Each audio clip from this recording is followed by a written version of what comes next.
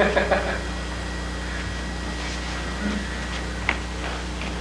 Jesus H. Christ.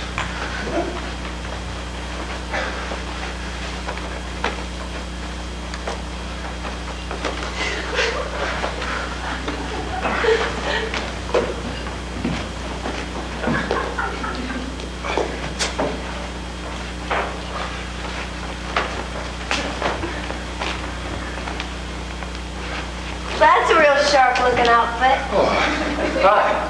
Hi. What time is it? My watch is on the suitcase. It says 10 minutes to 11. No, it's 25 after 7. It's always 3 hours and 25 minutes fast. How come? Well, when I got back from being fixed at the watchmakers, it was set 3 hours and 25 minutes fast. I just decided to keep it that way. Doesn't that mix you up? No, I'm very quick with figures. What about other people? Look, it's my watch! What are you so sore about? Because we're in a lot of trouble. Why? Oh, God. Why do you have to look so luminous? Luminous? Yeah. I mean, it would make things so much easier if you just woke up in the morning with puffy eyes and blotchy skin like most women. I guess God figured chubby thighs was enough. Look, this thing is not just going to go away. I mean, we've got to talk about it. Okay. Okay.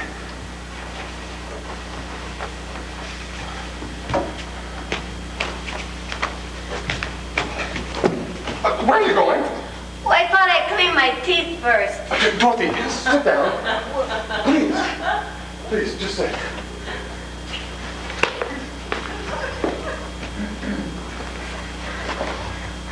First of all, I want you to know that last night was the most beautiful, wonderful, fantastic, and crazy thing that's ever happened to me. And I'll never forget it. Or you. Doris. What? My name's Doris. Why didn't you say so earlier? All last night I was calling you Dorothy and you never said a word. Well, I didn't know we were gonna end up like, you know. Then when I did try to tell you, you weren't listening. When? Was in the middle of things. Was incredible, wasn't it? It was nice. Especially the last time. I know. I'm an animal. I don't know what got into me. What was the matter with the other 2 times? Oh, well, the first time was so fast, and then the second... Look, I feel funny talking about this. Well, it was a very beautiful thing, Doris. There was nothing disgusting or dirty in what we did. So how come you look so down in the dumps? Because my wife is going to kill me. Why should she find out? She knows already. But you said she was in New Jersey. It doesn't matter. She knows. Well, how come? Look, I just don't want to talk about it, okay?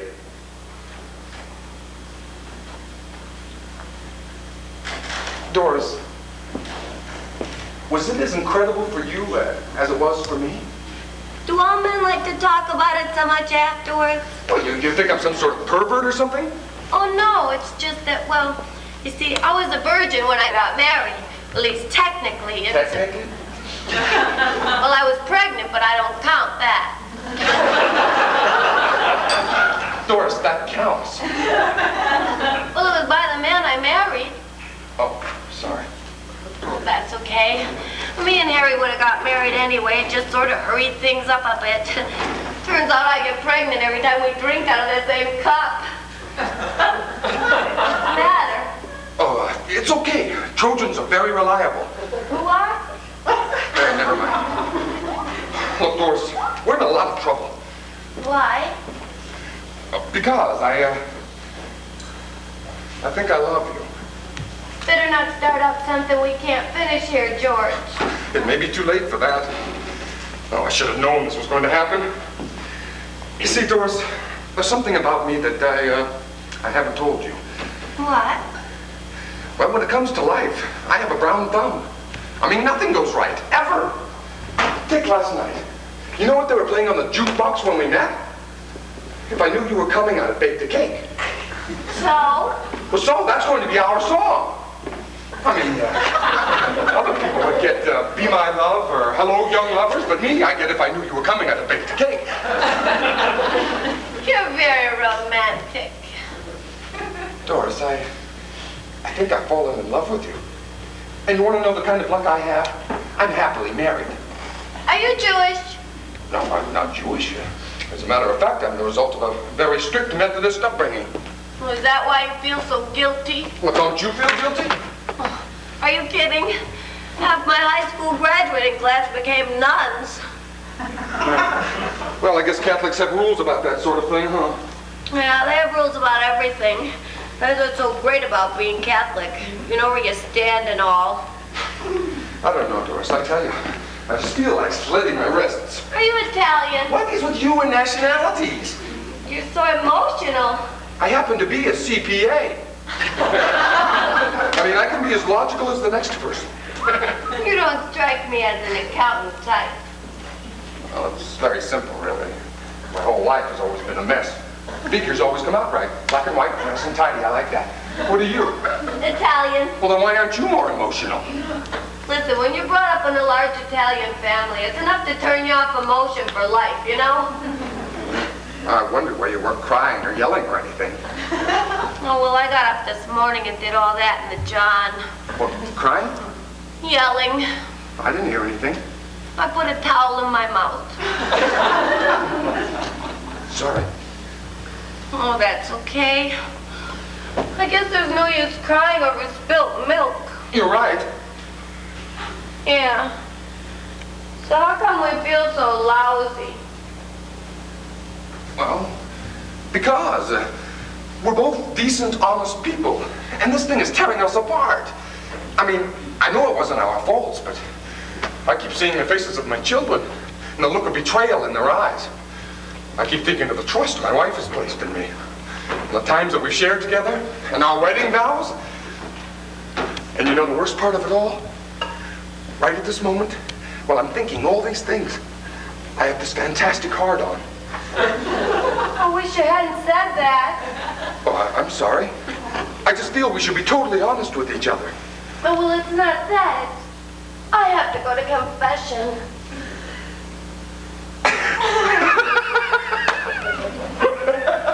This is really funny, you know that? Well, tell me, I could use a good laugh. I mean, we're both crazy. I mean, this sort of thing happens to millions of people every day. We're just normal, healthy human beings who did a perfectly healthy, normal thing. You don't use actual names in confession, do you? No. Good.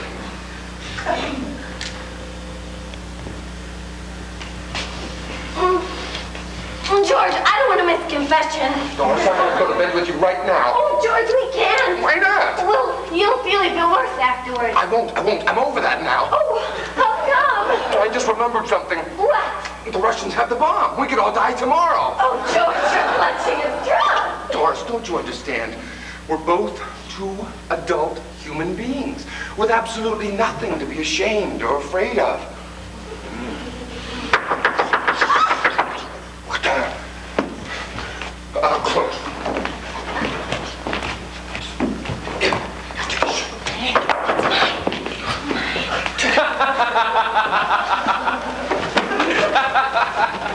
Don't go in the bathroom. Why not? It's the first place to look.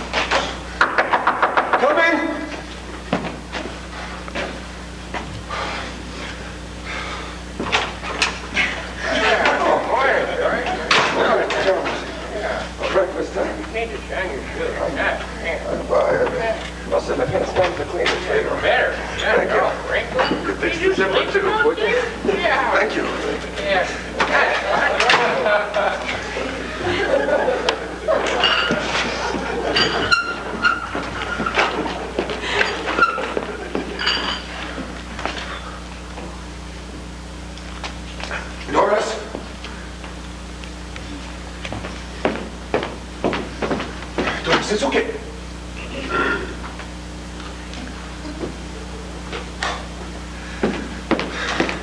Doris, come on out.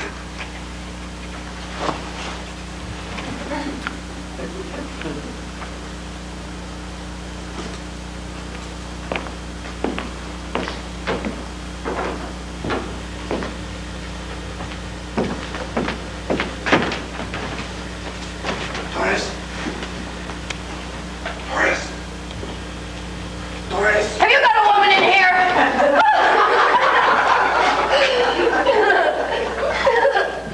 It's okay. It was only old Chalmers with my breakfast. But I was very calm. He didn't suspect a thing. You didn't ask about the girdle? Girdle? What girdle? Oh, great. Now he probably thinks I'm a homo. What do you care? Well, I stay here every year. How come? Well, there's this guy I went to school with who went into the wine business near here. And I fly out the same weekend every year to do his books. From New Jersey? Well, he was my first client. It's kind of a sentimental thing. Oh. Can I have my girdle back? Oh, sure. Doris, I want you to know something. You probably think I do this sort of thing all the time. I mean, I know I must appear smooth and glib sexually, but, well, I want you to know that since I've been married, this is the very first time I've ever done this. Do you believe me? Sure, I could tell. Listen, do you mind if I have some of your breakfast? I'm starved. No, sure, help yourself. I'm not hungry. It's funny, you know? Even when I was single, I was just no good at quick, superficial affairs. I mean, I had to be able to really like the person and be able to talk. What do you mean you could tell? Oh, well, the way you tried to get your pants off over your shoes and tripped and hit your head on the coffee table. Little things like that. It's really great to be able to be totally honest with another person, isn't it? It sure is.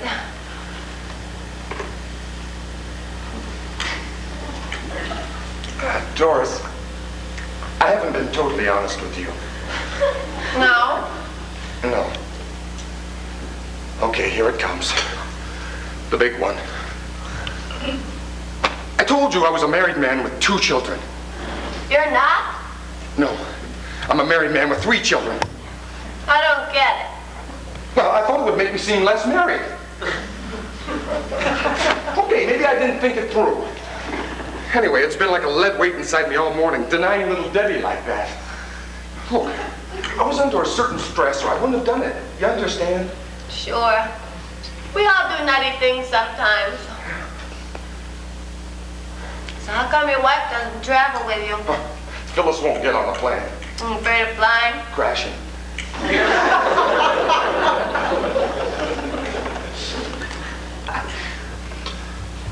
What's the matter? Oh, nothing. I just love the way you eat. Mm-hmm. You want to share a cup of coffee? Sure. Doris, I've been thinking. Sometimes if you know why something happened, it makes it easier to understand. You mean like us? Right. Doris, do you believe that 2 total strangers can look across a room and both have the sudden, overwhelming, totally irrational desire to possess one another in every possible way? No. Neither do I. So that can't be it. So how did this whole thing start, anyway? It started when you sent me over that steak in the restaurant. They didn't serve drinks. Steak was all they had. What made you do it? Impulse. I guess I was just lonely, and well, you looked so vulnerable. You had a run in your stockings, and your lipstick was smeared. You thought I looked cheap? Oh, no. Beautiful. I don't know. I guess I'm just attracted by flaws. Somehow they make people seem more human and approachable. You're a real nice guy, George. What made you think I was medium rare? I'm very intuitive. I'm well done. Well done. How can anybody like their meat well done? Well, Harry always has his that way. Oh. So, what were you doing in the restaurant anyway? I was on my way to a retreat. I go the same weekend every year. What, meditate? Yeah, I guess you might call it that. But not about God or anything. About myself. You see, I got pregnant when I was just 18, so I never really had a chance to, well, live it up, you know? Oh, I don't know what I'm trying to say. Sometimes I think I'm crazy. Why? Well, look at my life. I got 3 little kids underfoot all the time, so I'm never alone. I live in a 2-bedroom duplex in downtown Oakland. We got a 1948 Kaiser that's almost half paid for, a 3-piece blonde dinette set, a Motorola TV, and we go bowling at least once a week. I mean, what more could anyone ask for? But sometimes things just get me down, you know? Oh, it's dumb. I don't think it's dumb. Oh, I don't know. Sometimes I don't know what I think about anything. Do you know I'm almost 25? And I feel, well, half-formed. Well, you listen to me. Honest, you make me say things out loud I haven't even thought to myself. I noticed that right after I met you last night. We had instant rapport. Did you notice that too? No, but I know we really hit it off. Harry's not much of a talker. How about your wife? Do you two talk much? Look, Doris, I know we're both naturally curious about each other's husband and wife, but, well, rather than dwelling on it and letting it spoil everything, why don't we do this? I'll tell you 2 stories about my wife. One showing the best side of her and the other showing the worst. And then you do the same about your husband, okay? Okay. Okay, I think I should go first. Why? Well, because I already have my stories prepared. I'll start with the worst side of her. Phyllis knows about us. You said that before, but how could she possibly know? Well, because she has this thing in her head. Oh, you mean like a plate? Plate? And I got this uncle who was wounded in the war, and they put this steel plate in his head, and now he says he can tell every time it's gonna rain. Oh, Jesus. I'm in a lot of trouble. Why?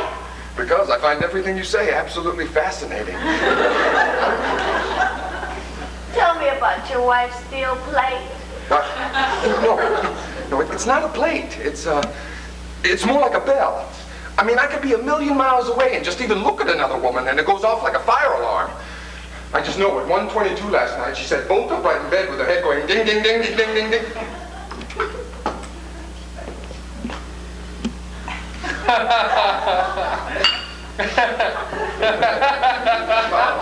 I know it's an imaginary bell, but, well, it's very real to me. You just threw your hanky in the fire. Well, we can't be too careful. Tell me the nice story about her. What?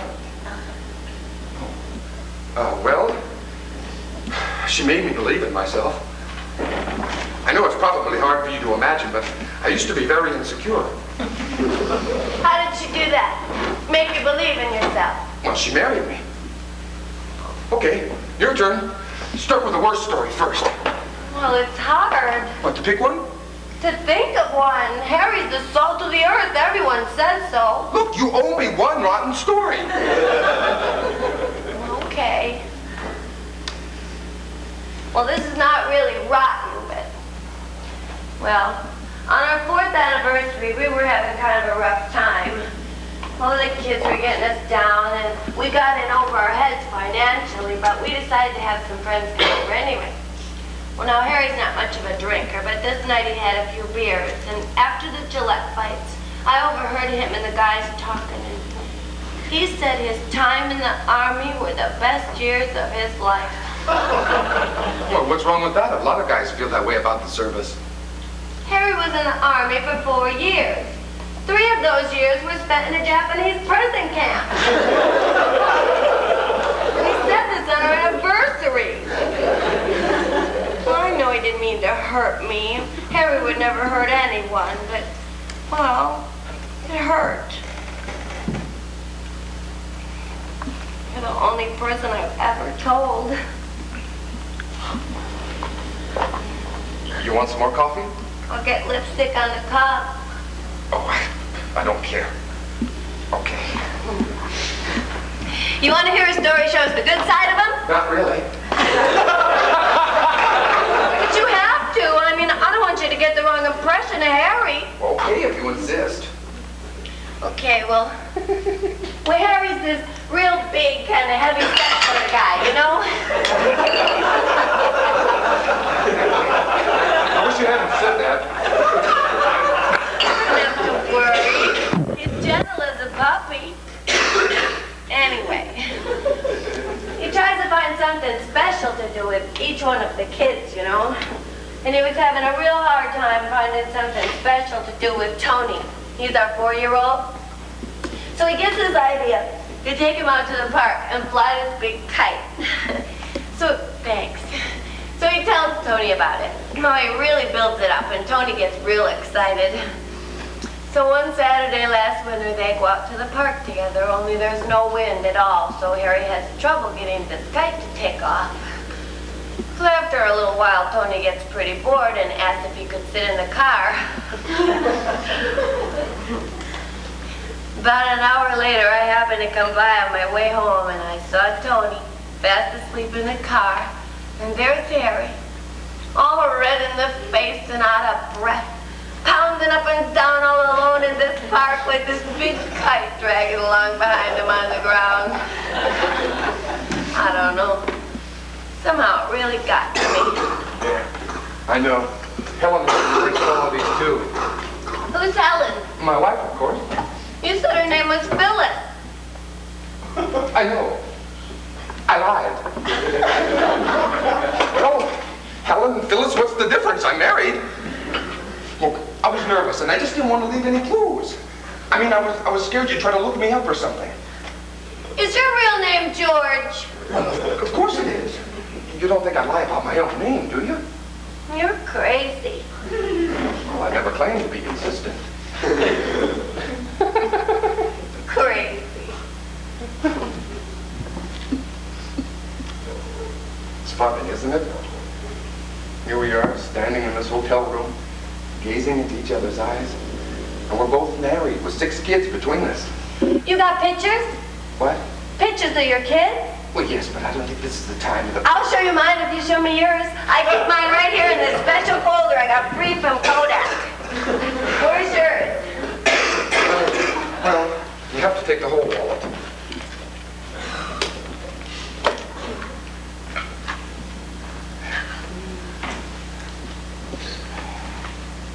Oh, they're cute. Is this one in the glasses and the baggy tights the oldest? Yeah, that's Michael. Funny-looking kid, isn't he?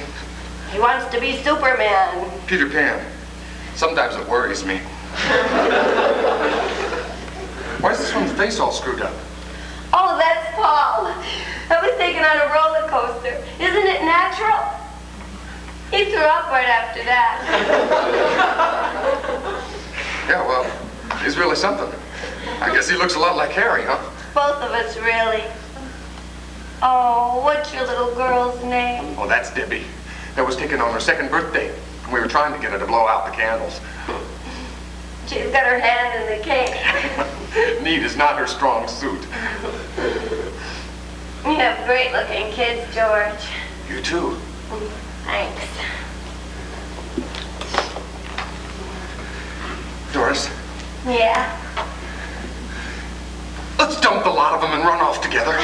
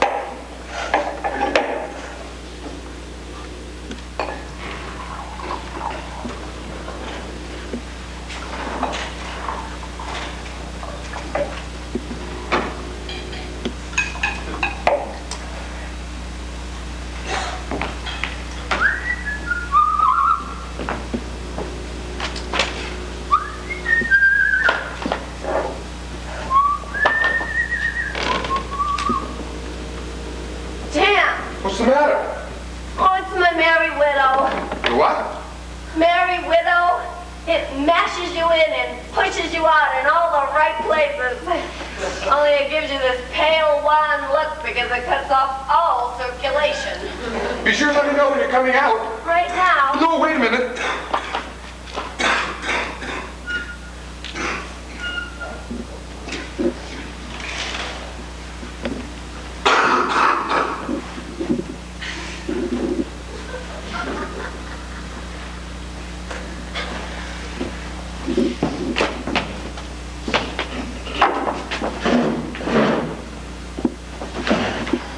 Okay, now, if I knew you were coming out of bed, that cake, baby, that cake, baby, that cake.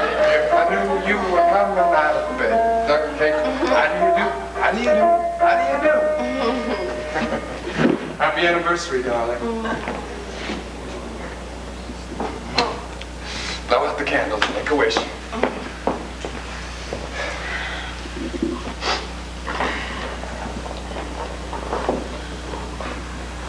Bravo.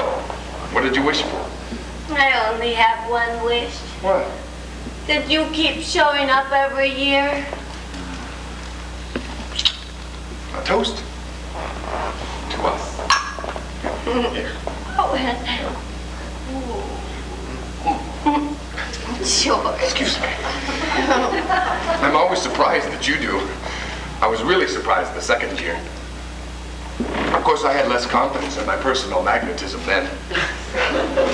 You know, that was one of the best ideas you ever had.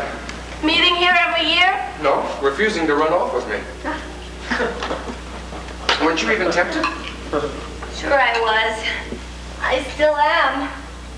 But I had that feeling if we'd gone off together, we would have ended up with the same sort of comfortable marriage we already have at home. Where'd you get the champagne? Oh, old Chalmers brought it while you were changing. A bit risky, isn't it? I think old Chalmers knows the score by now. You know, I really think he does. Every time I go by the front desk, he winks at me. That's not a wink, Doris. He has a tick in his eye. Chalmers has a tick? Why didn't you tell me that before? For 5 years, I've been winking back. What? You hate my hair, don't you? I've already told you I'm crazy about your hair. It's not too blonde? I don't know. Maybe the next time I will go into the city to have it done. How are things in the suburbs? Right now, everyone's real excited. Next week, they connect the sewers. Well, it's not exactly the life of Scott and Zelda, but we'll survive. You started reading. You don't know the half of it. I joined the Book of the Month Club. Listen, sometimes I even take the alternate selections. I'm proud of you, honey. Well, it was either that or group mambo lessons. You still live in New Jersey? No, we moved to Connecticut. We bought an old barn and converted it. What's it like? Drafty. Helen's got the decorating bug. At my funeral, just as they're closing the lid on my coffin, I had this mental image of Helen throwing in 2 fabric swatches and yelling, "Which one do you like, honey?" That's the bad story about her. What else is new? Well, we had a baby girl. Oh, George, that's marvelous. Do you have pictures? I knew you'd ask that. There she is. Oh, she's adorable. You know, it's funny. I still like to look at new babies, but I don't want to own one anymore. You think that's a sign of maturity? Could be. Oh, here. I even kept one of these for you to give to Harry. They're from Havana. Harry still thinks I go on retreat. What'll I tell him? It came from a Cuban nun. Ole. So how are the rest of the kids? How's Michael? Crazy as ever. He had this homework assignment to write what he did on his summer vacation. Trouble is, he chose to write what he actually did. What was that? He tried to get laid. He wrote in great comic detail about his unfortunate tendency to get an erection on all forms of public transportation. The school almost suspended him. You're crazy about him, aren't you? He's a very weird kid, Doris. And he really gets to you. Come on, admit it. Okay, I admit it. He's a nice kid. You see, was that so hard?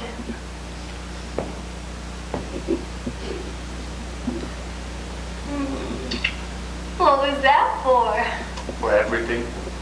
For this. For one beautiful weekend every year with no cares, no ties, no responsibilities.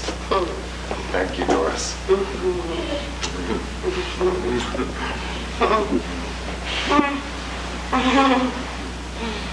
Gee, I just got all dressed up.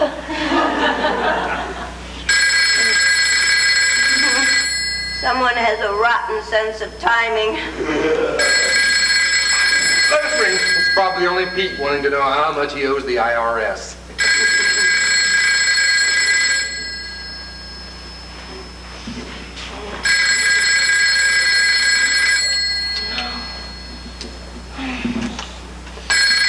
Thomas probably told him we're in, George.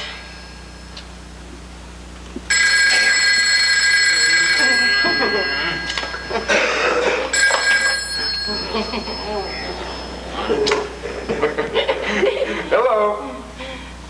Yes, this is Daddy. Is anything the matter?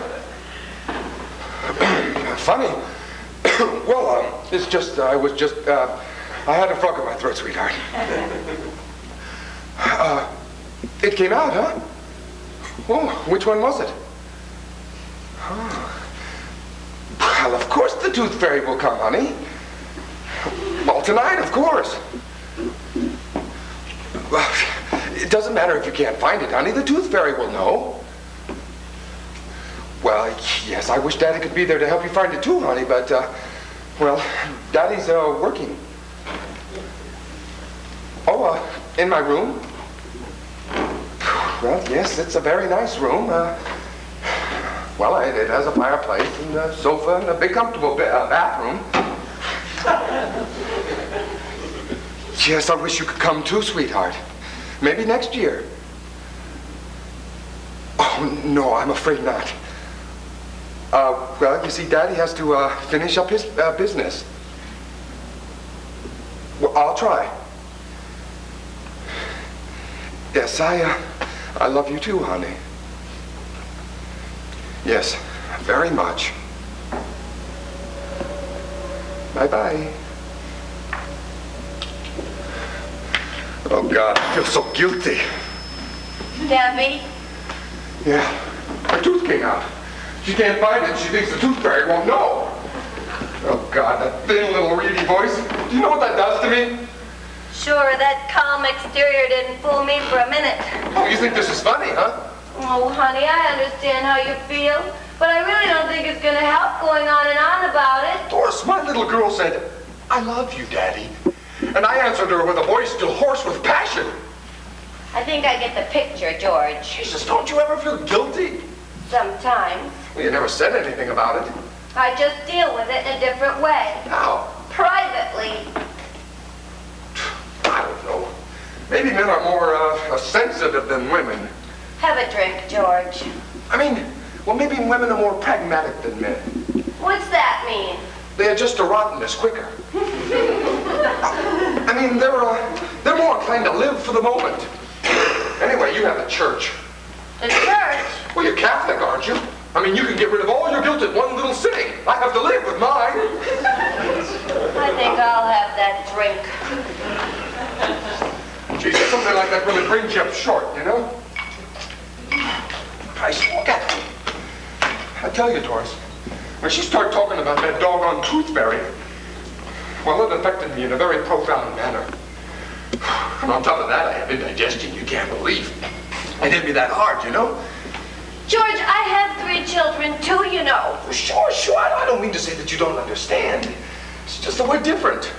Your guilt is less acute. Oh, honey, what do you want to do? Have a guilt contest? Is that going to solve anything? Doris, what do you want me to do? Well, I think it might be a terrific idea if you stop talking about it. It's only making you feel worse. I can't feel any worse. That pure little voice just saying, Daddy. No. Forget it. You're right. We'll talk about something else. Talk about Harry. Tell me the good story about Harry. Okay. He went bankrupt. How can anyone go bankrupt selling TV sets? Harry has this one weakness as a salesman. It's a compulsion to talk people out of things they can't afford. He lacks the killer instinct. Actually, it's one of the things I like the best about him. Anyway, he went into real estate. Your turn. What? Tell me your story about Helen. I already did. You only told me the bad one. Why do you always tell that one first? Because that's the story I look forward to telling the most. Tell me the nice story about her, George. What? Oh. Well, Chris, that's our middle one. He ran into this lawn sprinkler and gashed his knee really badly. Helen drove us both to the hospital. Both of you? Yeah, I fainted. You know, the nice part of the story was that she never told anybody. You faint often? Oh, no. No, only in emergencies. Is it the sight of blood? Doris, please, my stomach is squeamish enough already, all right? Maybe I will have that drink.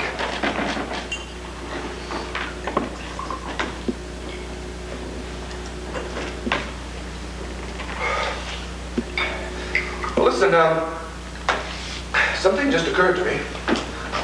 Instead of my leaving at the usual time tomorrow night, would you mind if I left a little bit earlier? When did you have in mind? Well, there's a plane in half an hour.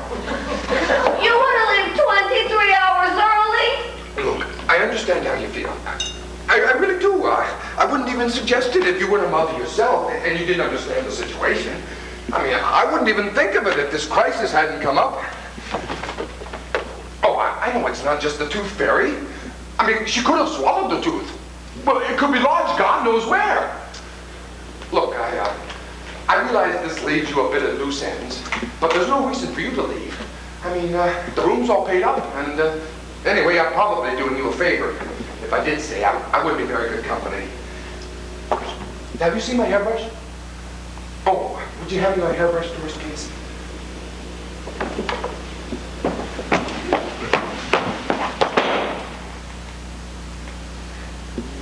I think I can explain that. You feel somewhat rejected. And believe me, I can understand that. But I want you to know, Doris, that my leaving has nothing to do with you and me. Doris, this is an emergency. I have a sick child at home. Oh, you stop it. This has nothing to do with the goddamn tooth fairy. You're consumed with guilt. And the only way you can deal with it is to get as far away from me as possible. George, come on. Yeah.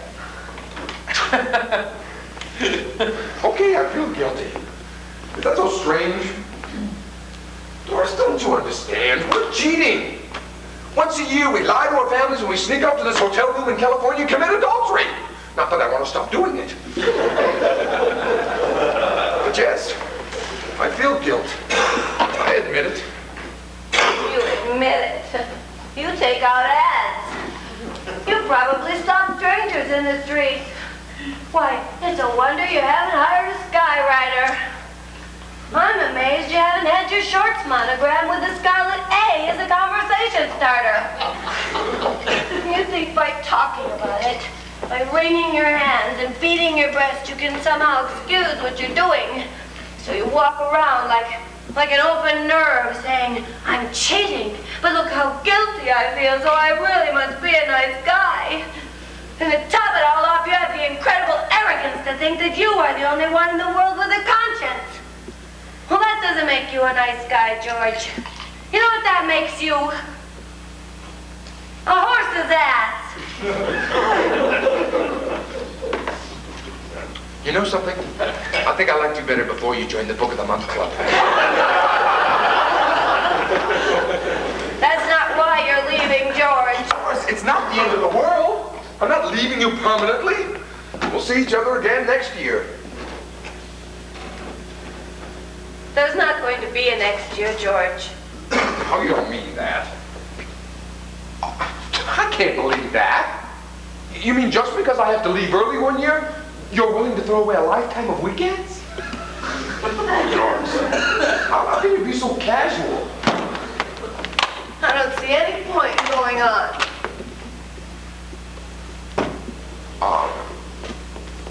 No. Don't do that to me, Doris. Don't try to manipulate me. I get enough of that at home. That's not what our relationship is all about.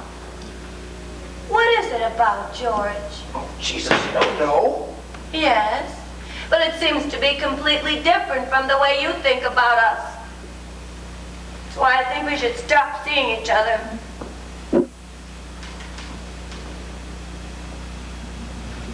My God. You really are serious. George, what's the point of going on if we're going to come to each other burdened down with guilt and remorse? What joy is there in that? Doris, I have a commitment there. And you don't have a commitment here? Here? I thought the only commitment we had was to show up every year. Oh, nice and tidy, huh? Just two friendly sexual partners who meet once a year, touch and let go.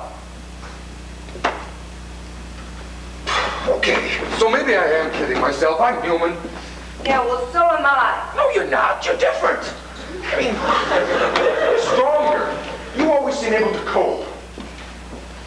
George, during the past year, I picked up the phone and started to call you 5 times. I couldn't seem to stop thinking about you. You kept slopping over into my real life, and it scared the hell out of me. More to the point, I felt guilty. So I decided to stop seeing you. First, I wasn't going to show up at all, but then I thought I owed you an explanation, so I came. When you walked in the door, I knew I couldn't do it. That despite the price, it was all worth it.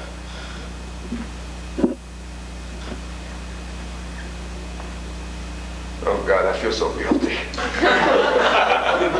I think you'd better leave, George. Doris.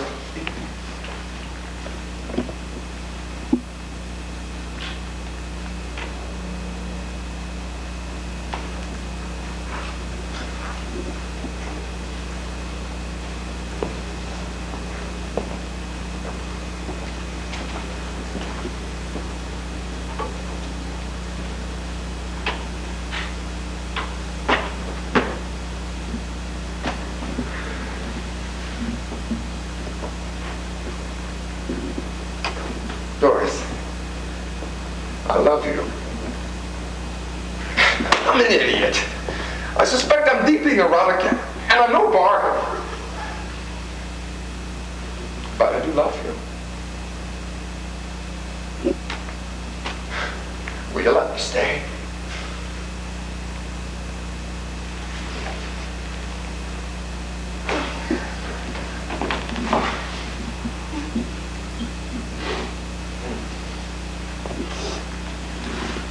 Oh, Doris, what the hell are we gonna do? Touch and hold on very tight until tomorrow.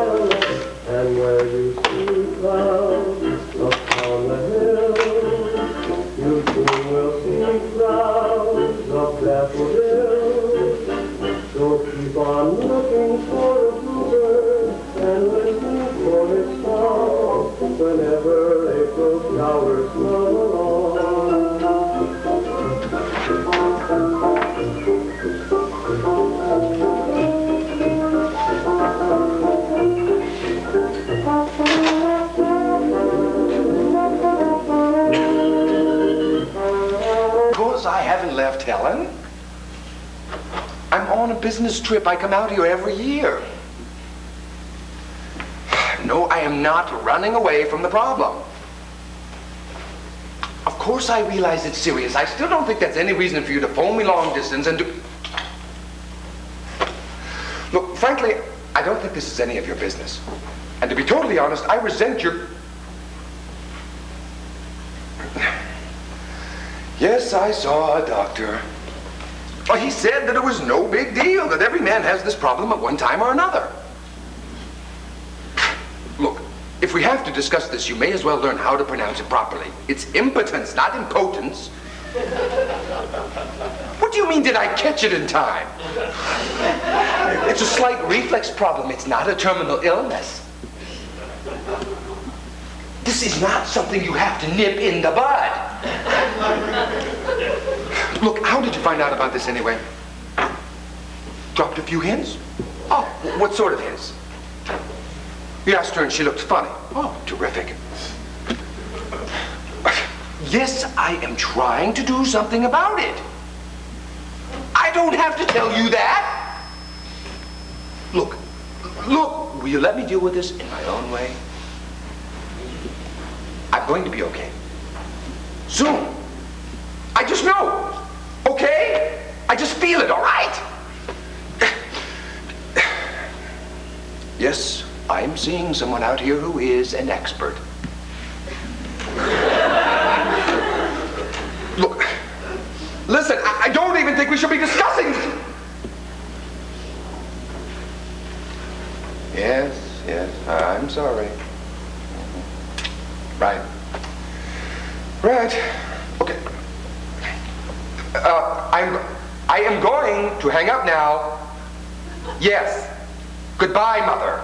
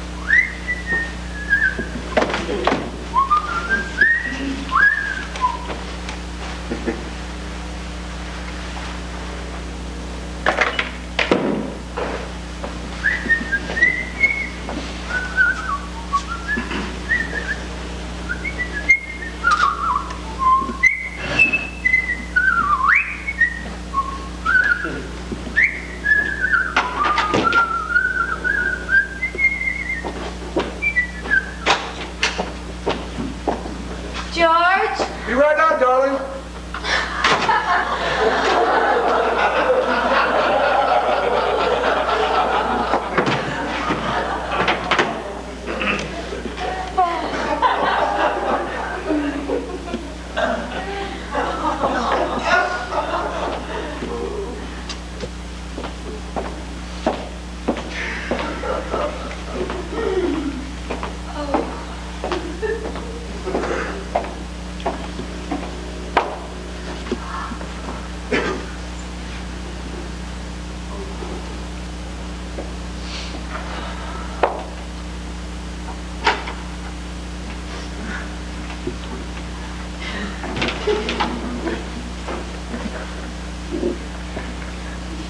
How are you, lover?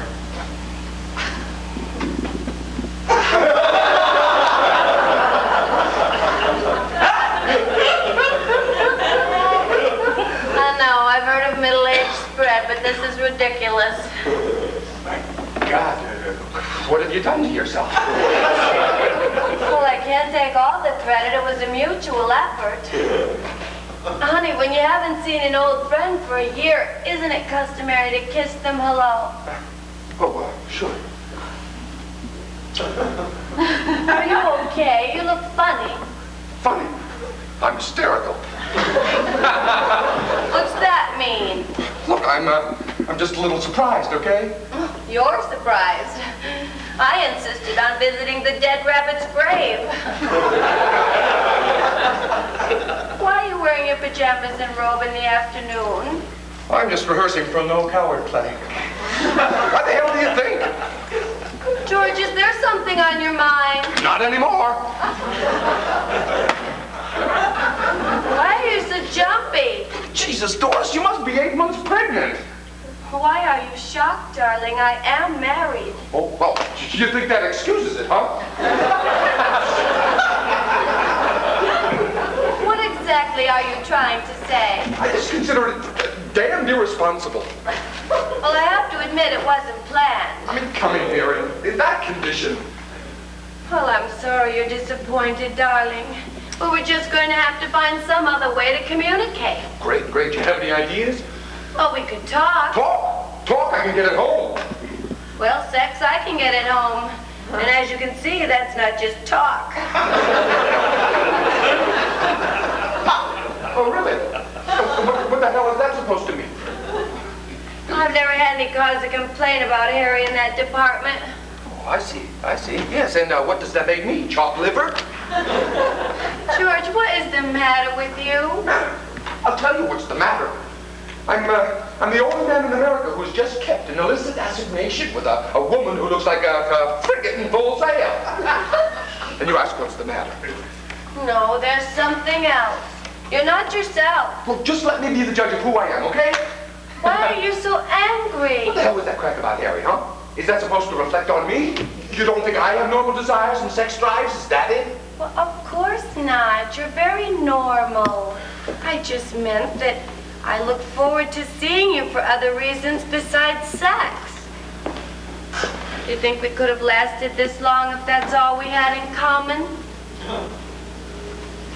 No, I guess not. We're friends as well as lovers, aren't we? Yes. I'm sorry, Doris. I've just had a lot on my mind lately, and, well, seeing you like that just kind of took the wind out of my sails. You want a drink? No, you go ahead. Alcohol makes me go a funny shade of pink. You want to tell me about it? It's not something I can really talk about. It's just that I was looking forward to an intimate weekend. Oh, you think we can only be intimate through sex? Well, I think it sure helps. Oh, maybe at the beginning. The beginning?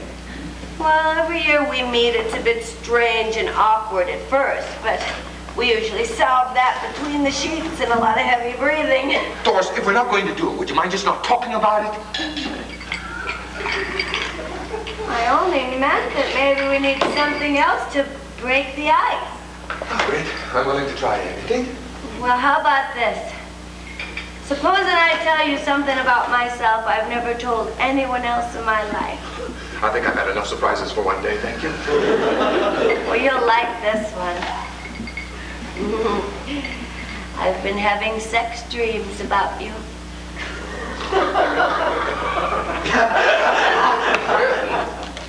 Just lately, almost every night. Well, what sort of dreams? Well, that's what's so weird. They're always the same. We're making love underwater. In caves and grottos and swimming pools. We're always underwater. Isn't that weird?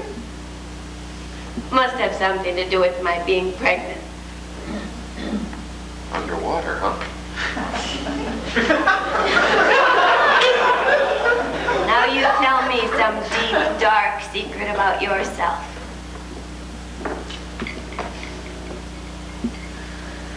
I can't swim. Literally? Well, of course, literally. When I say I can't swim, I simply mean that I can't swim. Well, how come? I just never learned when I was a kid, that's all. I never told anybody. Well, Helen found out because she pushed me off a dock and I almost drowned. My kids don't even know. When we go to the beach, I pretend I'm having trouble with my trick knee. You have a trick knee? No, and they don't know that either. You see, it worked. We're talking just like people who've been to bed together and everything. Oh. Well, I'll tell you that Ethel Kennedy really must like kids. Dory, I'm sorry about earlier. I really am glad to see you anyway. You want to tell me what that was all about? Well, okay, I may as well get it out in the open. I mean, it's nothing to be ashamed about. It's very simple, really. It's my sex life. Lately, Helen hasn't been able to satisfy me. She's lost her interest in sex? Well, she tries, God knows. But I can tell she's just going through the motions. Do you have any idea why this is? Well, Helen's always had a lot of hang-ups about sex. To her, sex has always been a normal, healthy, pleasant function. Now, don't you think that's a bit twisted? Only if you're Catholic. You're joking. But there's a lot to be said for guilt. I mean, I think if you don't feel guilty or ashamed about it, you're missing half the fun. Anyway, To Helen, sex has just always been good, clean entertainment. No wonder she grew tired of it. I don't know. It's just that my sex drive has increased while hers has decreased. That's odd. It's usually the other way around. Are you accusing me of lying? Well, of course not. Why are you so edgy? Well, because I just don't think it's fair to be discussing this behind her back when she's not here to defend herself. Would you like to get to the more formal part of your presentation? What? Oh. All right, well, I'll start with a nice story first. Oh, you've never done that before. You must be mellowing. Doris, do you mind? Now, where was I? Okay. Well, we were checking into this hotel in London, and there was this man in a morning coat and striped trousers standing at the front entrance. Well, Helen hands him her suitcase and just sails on into the lobby. Well, the man followed her in with the suitcases and very politely informed her that not only did he not work at the hotel, but that he was the Danish ambassador. Without batting an eye, she said, "Oh, well, that's marvelous. Perhaps you could tell us the good places to eat in Copenhagen." And he did. The point is that she's not afraid to make a total ass of herself. I really admire that. What don't you admire? It's that damn sense of humor of hers. Oh, these are the stories I like the best. Well, we'd been to a party and we had a few drinks and, well, we came home and went to bed and started to make love. Well, nothing happened for me. I mean, I just couldn't. Well, you get the picture. Anyway, it was no big deal. I mean, we laughed about it and that was it. Then about a half hour later, just as I was dropping off to sleep, she said, "It's funny. When I married a CPA, I always thought it would be his eyes that went first."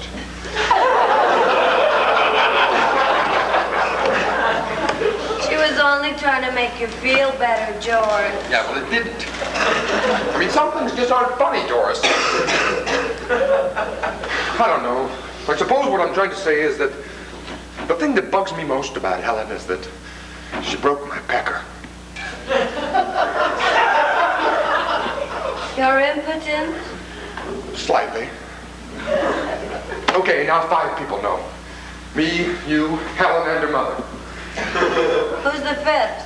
Chet Huntley. I'm sure by now her mother has given him the bulletin for the 6 o'clock news. I thought that might be it. You mean you could tell just by looking at me? When did it happen, honey? Happen? Doris, we're not talking about some freeway accident. I mean, you just don't wake up one morning and go, "Oh, shoot, the old family jewels have gone on the brink." I mean, it's a gradual thing. And you really blame Helen for this? No, of course not. I wanted to tell you, but I just couldn't think of a graceful way of working it into the conversation. To tell you the truth, I was just waiting for you to say, "What's new?" And I was going to say nothing, but I can tell you what's old. How's Helen reacting? We haven't discussed it much. But I get the feeling she regards it as a lapse in one's social responsibilities. Rather like letting down your partner in tennis by not holding your serve. Anyway, it's no great tragedy. As they say in Brooklyn, just wait till next year. Seriously, I'll be okay. Send no flowers. The patient's not dead yet. Just resting. Doris, I hardly think that statement calls for congratulations. I need help to get up. I'm sorry.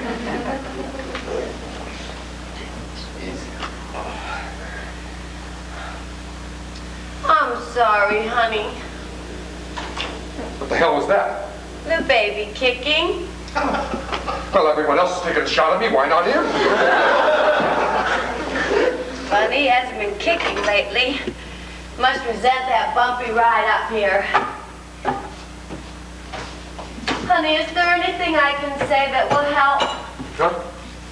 Oh, you can say whatever you want, except it's all in your head. Now, I mean, I'm no doctor, but I have a great sense of direction. Listen, to tell you the truth, I'm not too crazy about this whole discussion. Let's just forget it, okay? Okay. What do you want to talk about? Anything but sex. How do you feel about being pregnant? Catatonic. Incredulous. Angry. Pragmatic. And finally maternal. Pretty much in that order. Your vocabulary's improving. Oh, you didn't know. You're talking to a high school graduate. Well, how come? Well, I was confined to bed for the first 3 months of my pregnancy, so rather than have it be a total loss, I took a correspondence course. You really are something, you know that? Well, there's kind of an ironic twist to all this. Oh? Well, I didn't graduate the first time because I got pregnant. Now, I did graduate because it appeals to my sense of order. I didn't know you had a sense of order. Oh, that's not fair. No, I'm much better at my housework lately. Now I'm only 2 years behind in my ironing. Must be the nesting instinct. Anyway, the day my diploma came in the mail, Harry bought me a corsage and took me out dancing. Well, we didn't dance, we lumbered. Afterwards, we went to a malt shop and had a fudge sundae. That's the nice story about him. He's still selling real estate? Insurance. He likes it. It gives him a chance to look up all his old army buddies. Honey, are you comfortable in that position? Honey, when you're in my condition, you're not comfortable in any position. Here, please. Sit down in the chair over here. Thanks. He does. There we go. So how are the kids? What? Oh, they're fine. Michael got a job with Associated Press. Oh, darling, that's marvelous. I'm so proud of him. George, what's the matter? You're looking at me kind of funny. Oh, no reason. Nothing at all. Does my stomach offend you? Oh, no, it's not that. Tell me another story about Harry. Well, I had trouble telling him I was pregnant. And when I did finally tell him, he just looked at me for a moment and said, "Is there a revolver in the house?" George, what's the matter? You're doing it again. It's obscene. What is? When I touched you, I started to get excited. What kind of a pervert am I? I mean, I'm staring at a 200-pound woman and I'm getting hot. I mean, just the sight of you is getting me excited. Let me tell you something. That is the nicest thing anyone has said to me in months. Oh, Doris, this is not funny. Aren't you pleased? Pleased. It reminds me of my 7th birthday. What? Yeah. My uncle gave me 50 cents. I ran 2 miles. And when I got there, the candy store was closed. Doesn't this solve your problem? Doris, the idea doesn't solve anything. It's the execution that counts. I really got to you, huh? Excuse me.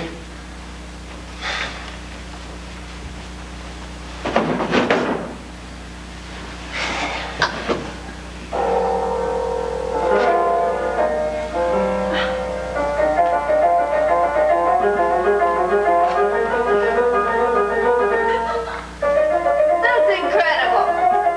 Are you as good as I think you are? How good do you think I am? Sensational. I'm not as good as you think I am. But you sound marvelous to me. That's the story of my life, Doris. All the form and none of the ability. But this piano's been sitting here for 10 years and you've never touched it. Why tonight? Beats a cold shower. You play to relieve sexual tension? Any kind of tension. Any frustration in my life, and I head right for the piano. You don't get this good without a lot of practice. George, you're full of surprises. I know. You live with a man for 10 days, but you never really know him. Why didn't you tell me you could play before? I had other ways of entertaining him. Well, I always knew you had wonderful hands. Look, lady, I only work here. I'm not allowed to make customers.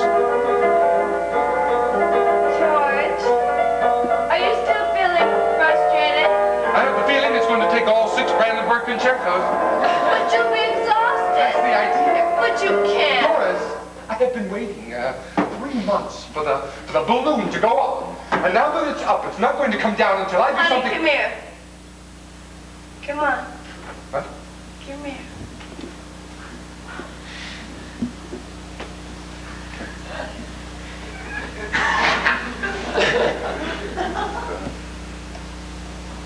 It's okay. Doris. It'll be okay. But you can't, huh? I know that. Well, then how are we going... Don't worry, darling. We'll think of something.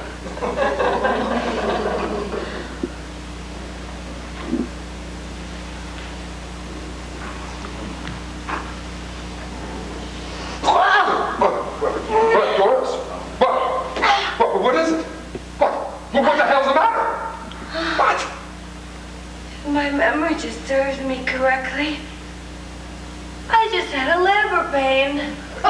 Wait, you can't have. Maybe it's indigestion. Oh, no, there's a difference. Well, how can you be sure? I've had both. But you can't be in labor. When's the baby due? Not for another month. Oh, my God. Oh, what have I done? What have you done? Yeah, I brought it on. My selfishness.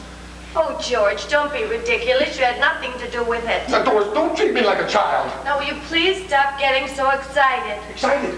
I thought I had troubles before. Can you imagine what this is going to do to my sex life? I think you better sit down. What kind of a man am I? I mean, what kind of man would do something like that? George, may I say something? Honey, I appreciate what you're trying to do, but nothing you can say is going to make me feel any better. I am not trying to make you feel any better. What are you trying to We're say? in a lot of trouble. What? I'm going to have a baby. I know that, Doris. That's Oh, all. I mean now. I have a history of very short labors. Oh. Oh, no. Oh, Jesus. Oh. Jesus Christ. No. Doris. How do you feel, honey? What? Like I'm going to have a baby. Maybe it's a false alarm. That's it. It's a false alarm. George, do me a favor. What? Get on the phone and find out where the nearest hospital is. Hospital? Well, do you want to go to a hospital? Honey, like it or not, I'm going to have a baby. But Doris, we're not married. I mean, well, it's going to look odd. George, get on the phone and make sure you get directions. Well, where are you going? To the bathroom. Why? I don't have time to answer questions. Oh, Jesus.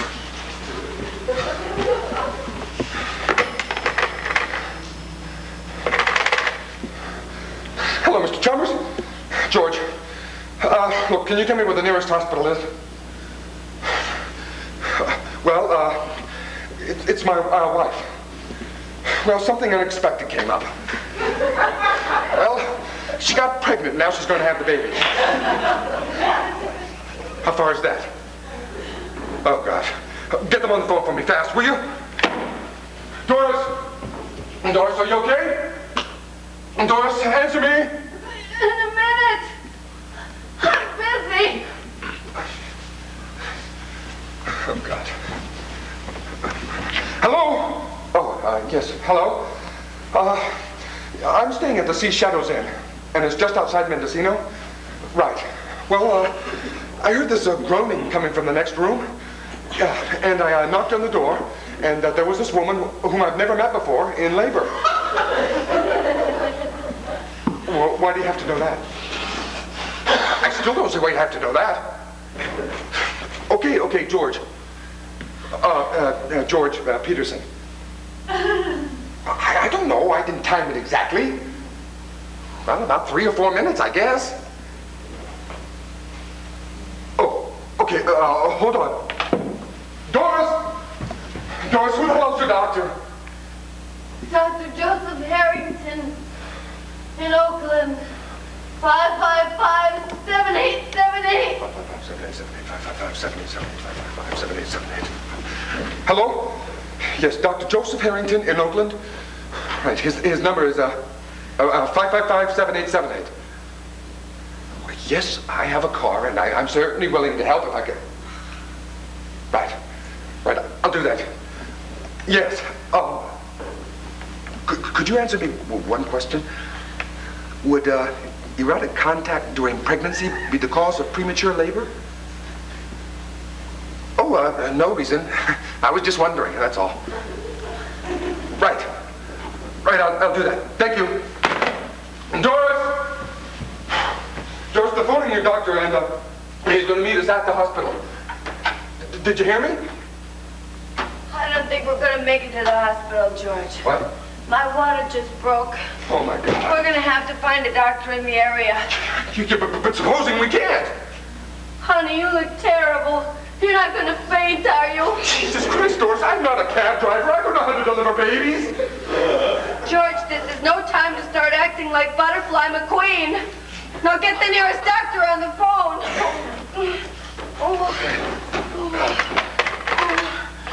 Chalmers, who's the nearest doctor? Well, get him on the phone, fast. This is an emergency. It's going to be okay, honey. Everything's going to be fine. Just relax, okay? You're going to be okay. Oh, this will teach you to fool around with a married woman. You're going to be fine. It's going to be... Yes? Answering service. You don't seem to realize this woman is in the last stages of labor. Well, get in your car and drive down to the goddamn course. Just get him. Okay. All right. It's all right. The doctor's just down the road at the golf course, honey, and Chalmers is going to get him. Doris, what is it? I can feel the baby. Oh, Christ. Yeah.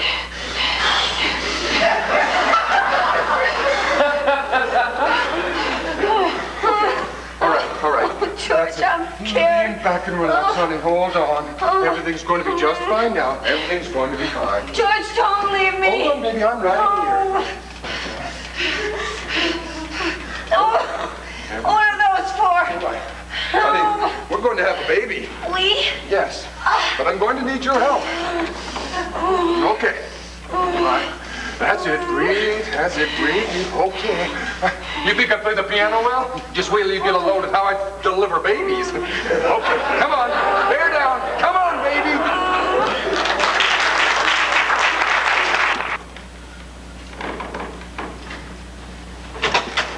Hey, baby, what do you say?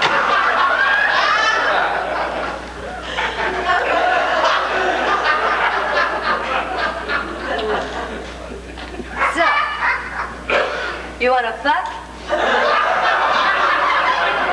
What? You didn't understand the question? Well, of course I did. I just think it's a damn dog way to start a conversation. Really? I've always found it to be a great little icebreaker. Besides, I thought you might be horny after your flight. I didn't fly. I drove. From Connecticut? From Los Angeles. We moved to Beverly Hills about 10 months ago. How come? A number of reasons.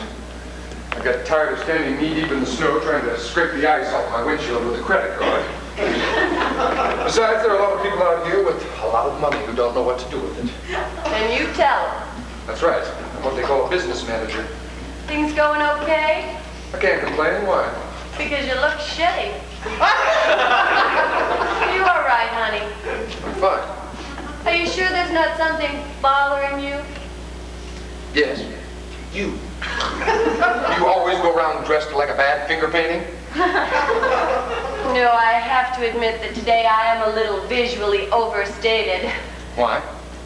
Well, I guess I wanted to make sure you knew you were dealing with a new me. Kind of a show and tell. You look like a refugee from Sunset Strip. Berkeley. I went back to school. What the hell for? You mean, what do I want to be when I grow up? Well, you have to admit it's a bit strange becoming a schoolgirl at your age. Listen, it's not easy being the only one in class with clear skin. What made you do it? Well, it was a dinner party that finally pushed me into it. Harry's boss invited us to dinner, and I panicked. Why? Well, I'd spent so much time with kids, I wasn't sure I was capable of carrying on an intelligent conversation with anyone over 5 who wasn't a supermarket checkout clerk. Anyway, I went, and I was seated right next to the boss. Well, I surprised myself. He talked, and I talked, just like a real conversation. I was starting to feel real cool about the whole thing until I noticed him looking at me in a weird way. I looked down and realized that all the time we'd been talking, I was cutting up the meat on his plate. At that moment, I knew I had to get out of the house. Why school? Well, it's hard to explain. I felt restless and undirected, and I thought an education might give me some answers. What sort of answers? Oh, find out where it's really at. Oh, Jesus. What's the matter? That expression. Okay, to find out who the hell I was. You don't get those sort of answers from a classroom, Doris. Well, I'm not in the classroom all the time. The demonstrations are a learning experience in themselves. Demonstrations against what? The war, of course. You did hear about it. It was in all the papers. Demonstrations aren't going to stop the war, Doris. You got a better idea? Look, I didn't come up here to discuss politics. Well, so far you've turned down sex and politics. You want to try religion? I think I'll try livery. George, why are you so uptight? That's another expression I hate. Uptight? There's no such word. Oh, you remind me of when I was 9 years old and I asked my mother what fuck meant. You know what she said? There's no such word. Now that you found it out, you feel you have to use it in every other sentence. Is that it? George, what's bugging you? Bugging me? I'll tell you what's bugging me. The blacks are burning down the cities. There's a Harvard professor who says that the only way to happiness is for my kids to become doped up zombies. And I have a teenage son whose hair is so long that from the back he looks exactly like Yvonne DiCarlo. That's right, baby. Let it all hang out. I wish people would stop letting it all hang out. Especially my daughter. It's a wonder she hasn't been arrested for indecent exposure. That's a sign of age, honey. What is? Being worried about the declining morality of the youth. Besides, there's nothing you can do about it. Well, we can start by setting a few good examples. What do you want to do, George? Bring back public flogging? Now, that might not be a bad idea. We could start with the movie producers. My God, have you seen the films they're making today? Half the time the audience achieves a climax before the film does. It's natural for people to be interested in sex. You can't kid the body, George. Well, maybe not, but you can damn well be firm with it. When you were younger, I don't remember you being exactly a monk about that sort of thing. Well, that was different. Our relationship was not based upon a casual one-night stand. No, it's been 15 one-night stands. It's not the same. My God, we've shared things. I helped deliver your child, remember? Remember? I think of it as our finest hour. How was she? Oh, very healthy, very noisy, and very spoiled. You don't feel guilty leaving her alone while you're off at school? Oh, Harry's home a lot. The insurance business has been kind of slow lately. How does he feel about all this? Oh, well, when I told him I wanted to go back to school because I wanted some identity, he lost his temper. He said, "You want identity? Go build a bridge. Invent penicillin, but get off my back." I always said Harry had a good head on his shoulders. That was the bad story about him, George. How's Helen? Helen's fine, just fine. Tell me a story that shows how really lousy she can be. Well, that's not like you. We seem to need something to bring us closer together. I don't understand. Well, I thought a really rotten story about Helen might make you appreciate me more. Okay. Well, as you know, she has this funny sense of humor. By funny, I take it you mean peculiar. Right. And it comes out at the most inappropriate times. Well, I'd signed this client. Very old money, very proper.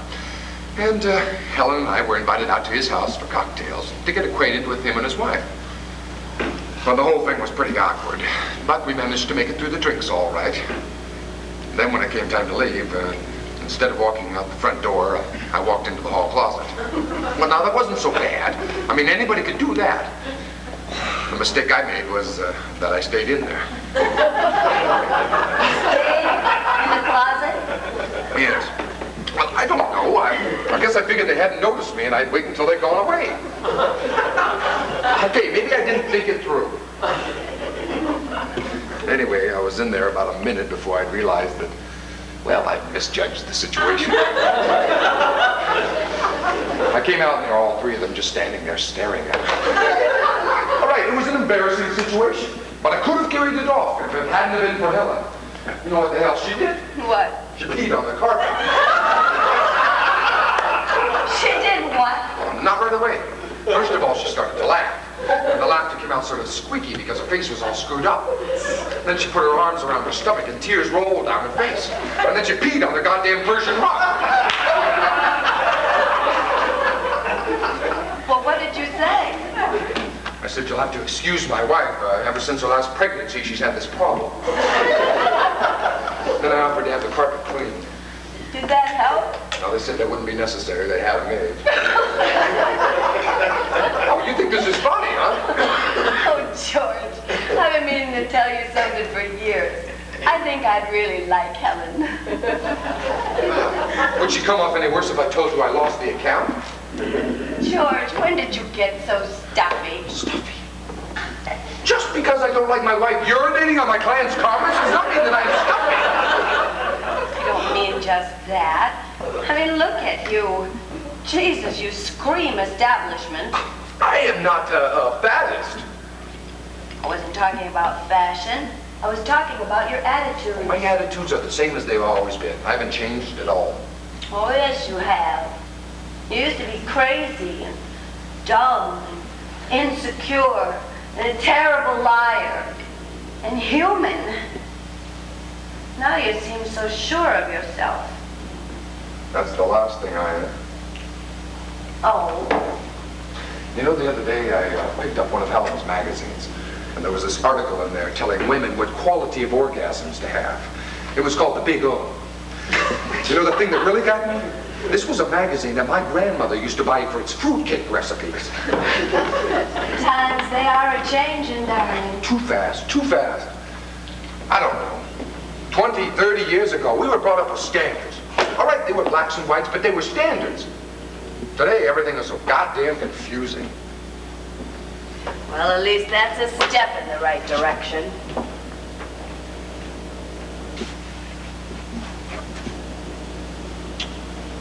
When did I suddenly become so appealing? When you went from pompous to confused. So what's your pleasure? A walk by the ocean? Dinner? Or me? You? I thought you'd never ask.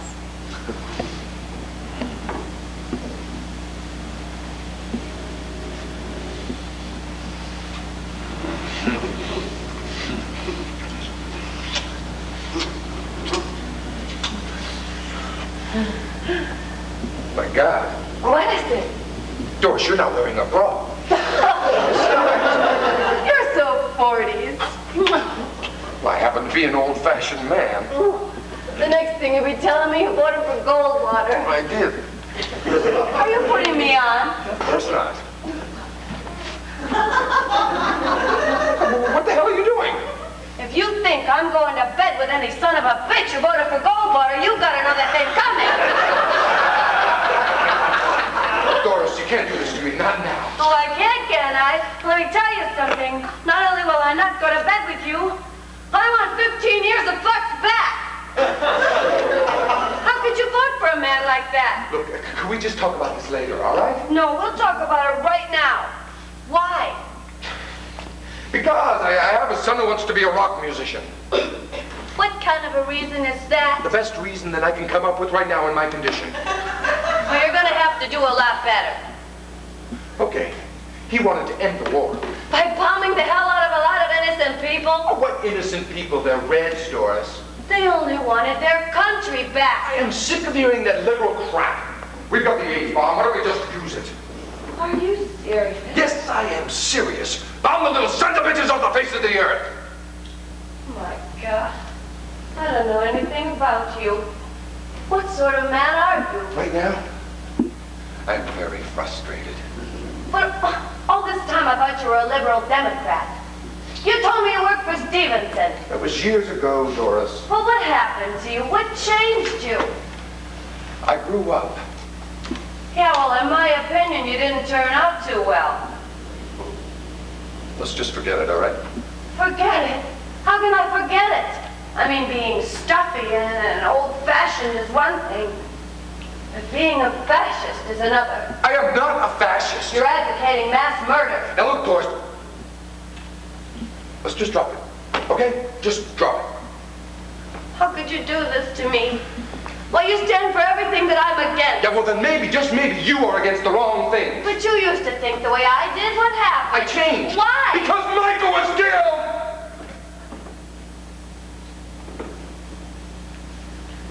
How the hell else do you expect me to feel? Dear God. How? He was, trying to get a wounded man on a Red Cross helicopter. And a sniper killed him.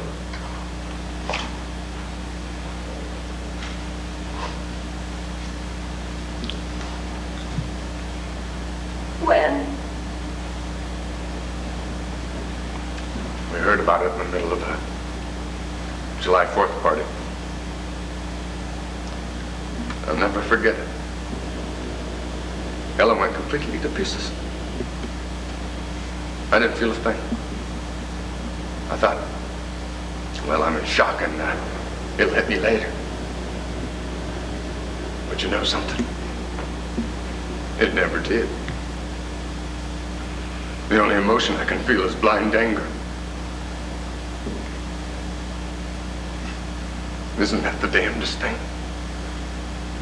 I can't cry over my own son's death. I loved him dearly. But I can't seem to cry.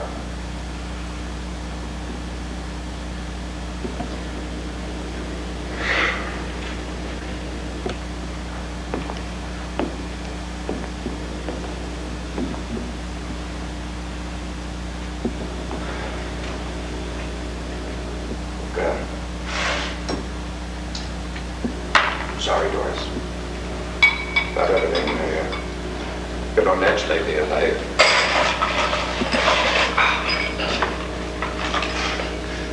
cut myself.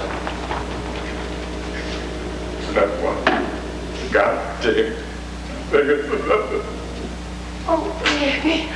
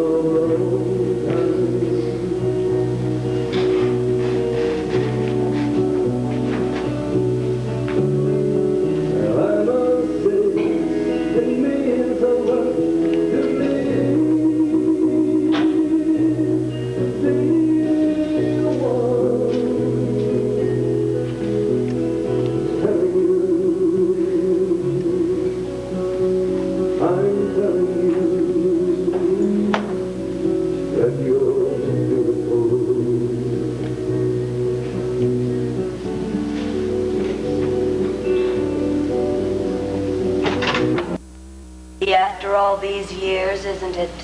All these years? Honey, if you add up all the times we've actually made it together, we're still on our honeymoon. George, did you know I'm a grandmother? But I think you picked a pretty weird time to announce it. You think it's decadent having sex with a grandmother? Only if it's done well. Anyway, you are the youngest looking grandmother I've ever had a peak experience with. My mother thanks you. My father thanks you. My hairdresser thanks you. And my plastic surgeon thanks you. Oh boy, when Harry says I'm not the girl he married, he doesn't know how right he is. What, didn't Harry like your old nose? He thinks this is my old nose. Never noticed. Pathetic, isn't it? I mean, a new dress I could understand, but a whole nose. Well, to be totally honest, I really can't see much of a difference either. Well, I noticed the difference. It makes me act more attractive. Why do you feel you need a greater validation of your attractiveness? Listen, a woman starts feeling a little insecure when she gets to be 44. 45. See what I mean? Anyway, that's this year's bad story about Harry. Got one about Helen? Yes. There was this loud party next door, and Helen couldn't sleep. And she didn't want to take a sleeping pill because she had to get up at 6 the next morning. So she stuffed 2 pills in her ear. Well, during the night they melted.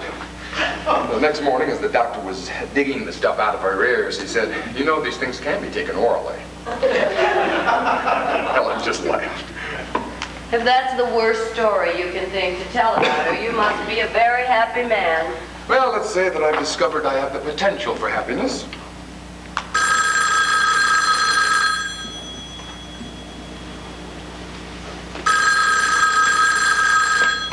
Hello? Oh, hi, Liz. No, it's 60, not 16 guests. That's right, a brunch. We've catered a couple of parties for her before. Oh, no problem. She sets up the tables around the pool, and there's room for the buffet on the patio. Right. Did anyone else call? Okay, I'll be at this number. Sorry, busy weekend. I had to leave the number. Does Harry know you're here? No, Harry still thinks I go on retreat. Don't worry. Oh, I'm not worried. And why are you frowning? Well, I'm getting some bad vibes again. Again? Well, when you first walked into the room, I picked up on your high tension level. And then after we made love, there was a certain anxiety reduction. But now I'm getting a definite negative feedback. How long you been in analysis? How'd you know I was in analysis? Just a wild guess. What made you decide to go into therapy? My value system changed.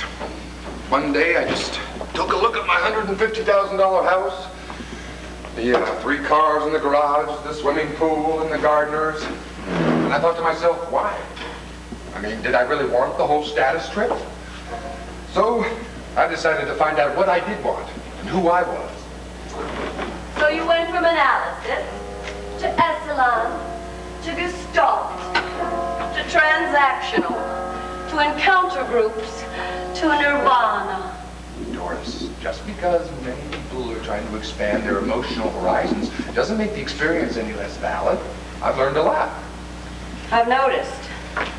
For one thing, you've learned to talk as though you're reasoning with someone about to jump off a skyscraper ledge. Okay. I know I tend to overcompensate for my emotionalism, and there's a certain loss of spontaneity, but I'm working on that. I'm glad to hear it. What else have you found out? Well, behind the walls I've built around myself, I'm a warm, caring, and loving human being. I could have told you that 20 years ago. How does Helen feel about this voyage into self-discovery? Well, at first she tended to overreact. In what way? She threw a grapefruit at me in Thrifty Mart. Well, it was natural that we'd have some interpersonal conflicts to work through, but now it's cool. She's into pottery. But how do you make a living? We live very simply, Doris. We don't need much. What bread we do need, I can provide by simple, honest labor. Like what? I play cocktail piano in a singles bar.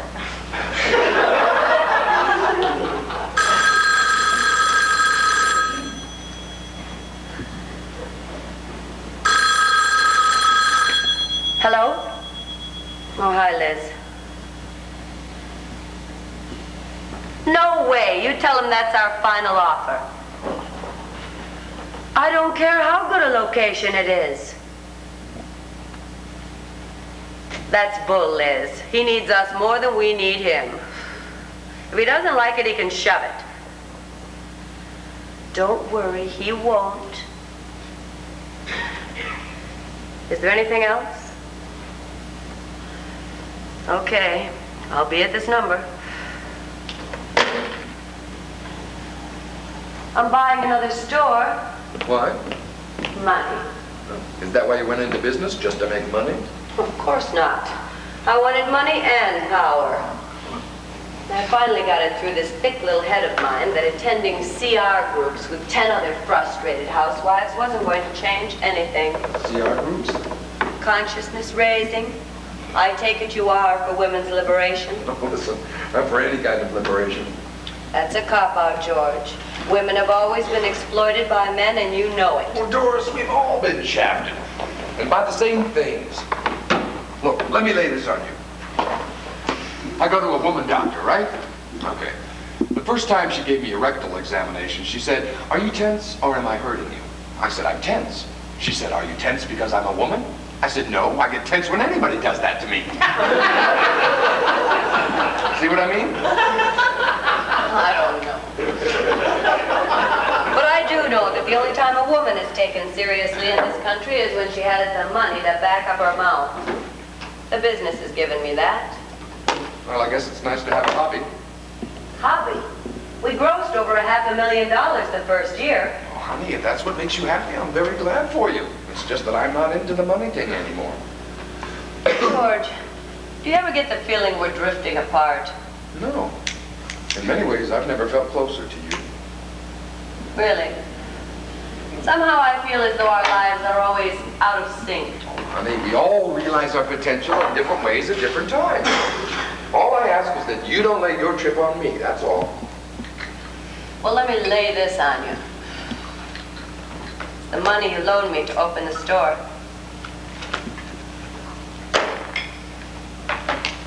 Here.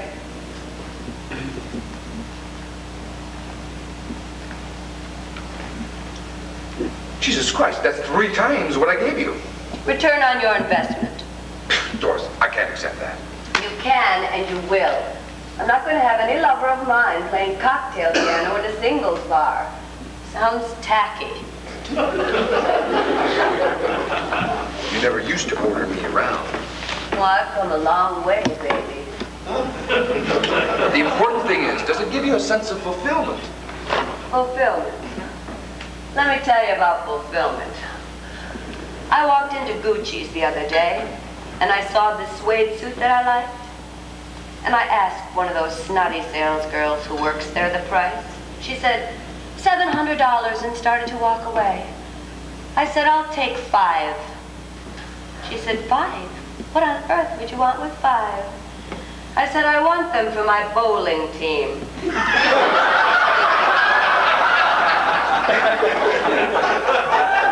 Now that's fulfillment. So you have everything you want, huh?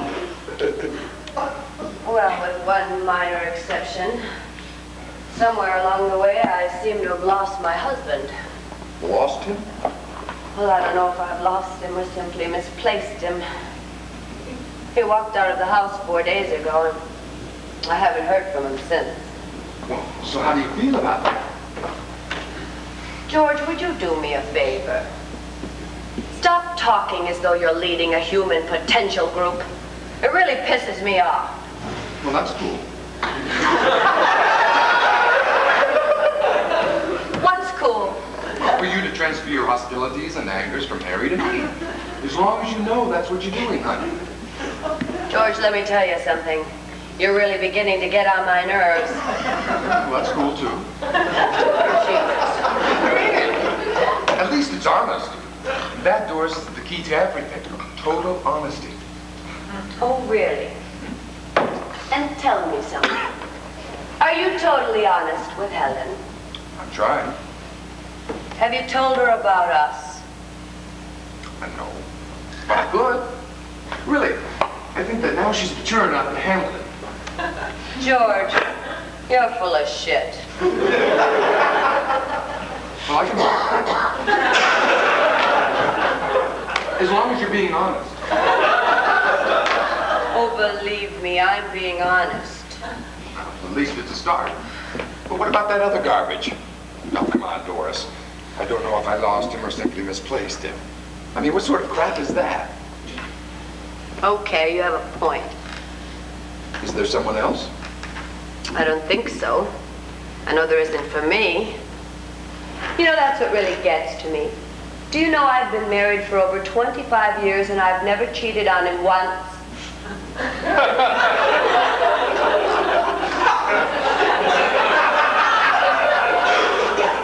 Well, you know what I mean.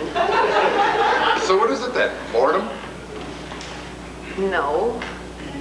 Well, Harry's not exactly Cary Grant anymore, but then again, neither is Cary Grant. So how do you feel about this? George, you're doing it again. Okay, I think that No. Don't tell me how you think.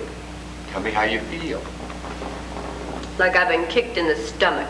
Now that's good, that's good. What else? Angry. Hurt. Betrayed.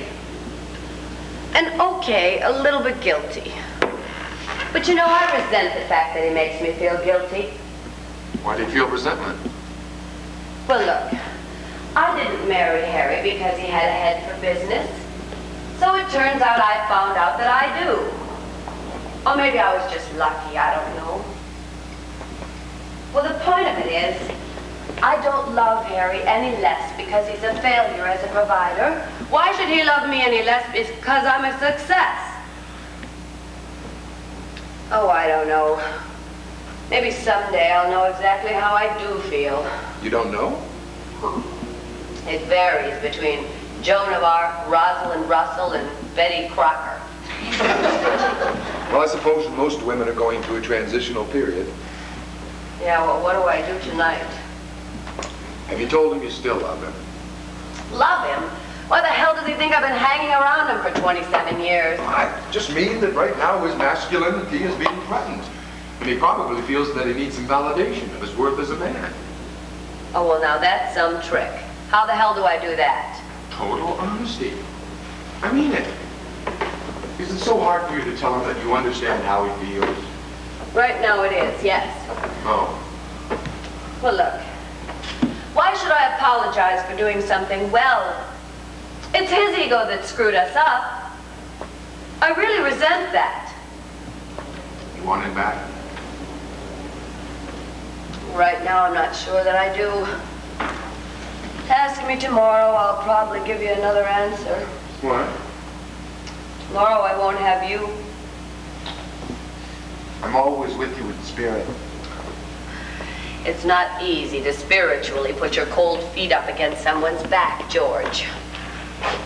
Is that a proposal, Doris? Are you interested? Are you? For 2 cents? Leave Helen and Harry? Sure. Present a united back. Don't look so panicky, George. I'm only 3/4 serious. Oh. Well, when you get your head together and you're completely serious, why don't you ask me again? I bet you say that to all the girls.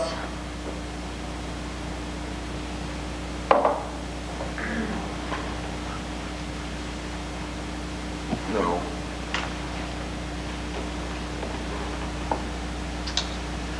Thanks. I'd stop feeling so insecure.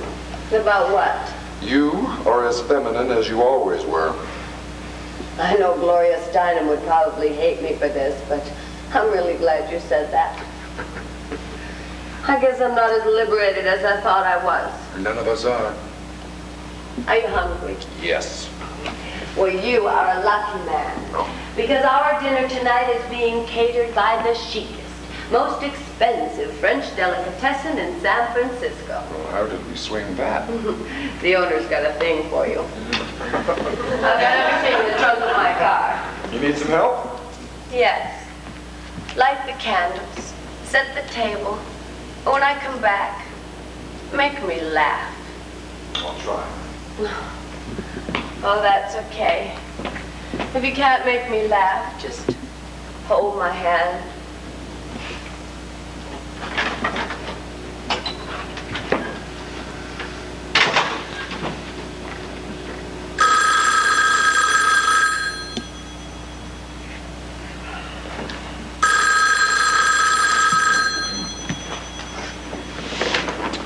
Hello?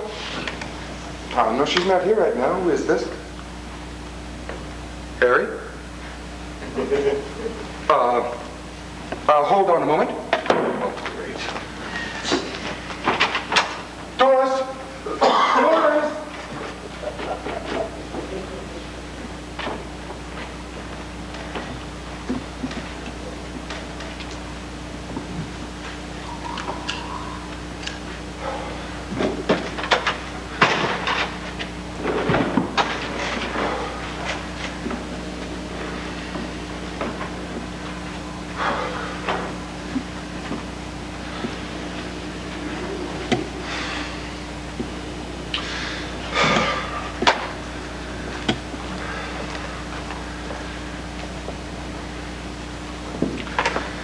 Hello, Harry. We're two mature, adult human beings, and I've decided to be totally honest with you. No, Doris is not here right now, but I'd like to speak with you. Well, because I know that you and Doris have been having a tough time lately. Well, yes, we're very close friends. I've known Doris for over 20 years, and through her, I feel as if I know you. Yes, we've been meeting the same weekend for over 20 years. The retreat? Well, we can go into that later. First, I want you to know something, Harry. No, listen to me.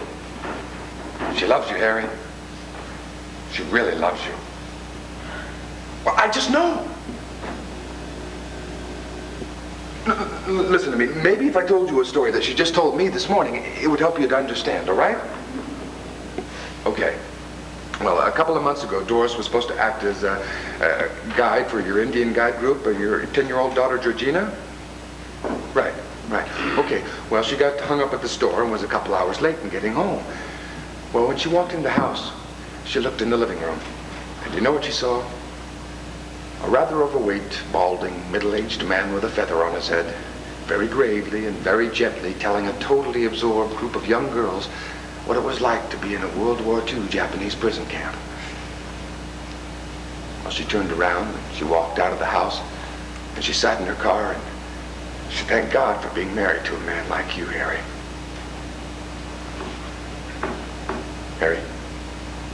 Harry, you still there?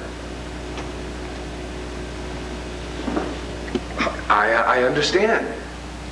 Well, sometimes married people get into kind of an emotional straitjacket and they find it very difficult to communicate how they truly feel about each other. Total honesty, Harry. That's the key to everything. Well, yes, we've had a very close and a very intimate relationship for over 20 years. I'm not ashamed to say that it's been one of the most satisfying experiences of my entire life. My name?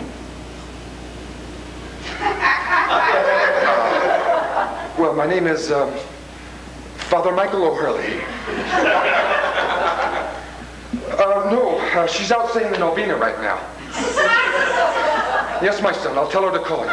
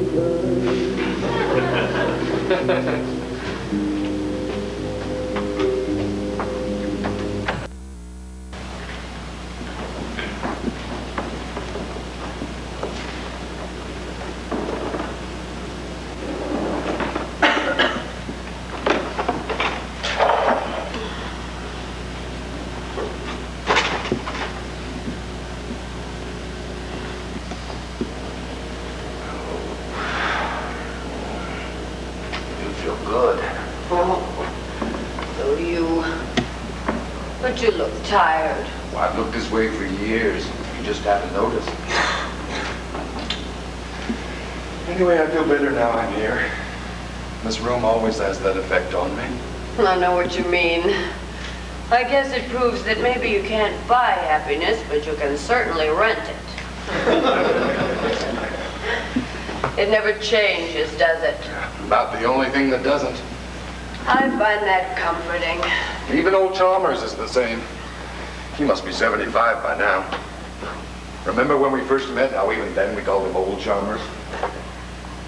He must have been about the same age we are now. Well, that I don't find comforting. Oh, we were very young, Doris.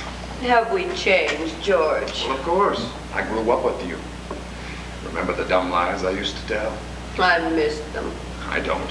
It was no fun being that insecure. Tell me something. Anything. Why is it that whenever I see you, I want to put my hands all over you? It's another thing that hasn't changed. You always were a sex maniac. Softest thing I've touched in months is Rusty, my Cocker Spaniel. Oh. Why don't I see if I can get that fire going? You know, with the price of firewood today, I decided that it's just cheaper to buy Akron furniture, break it up, and burn it.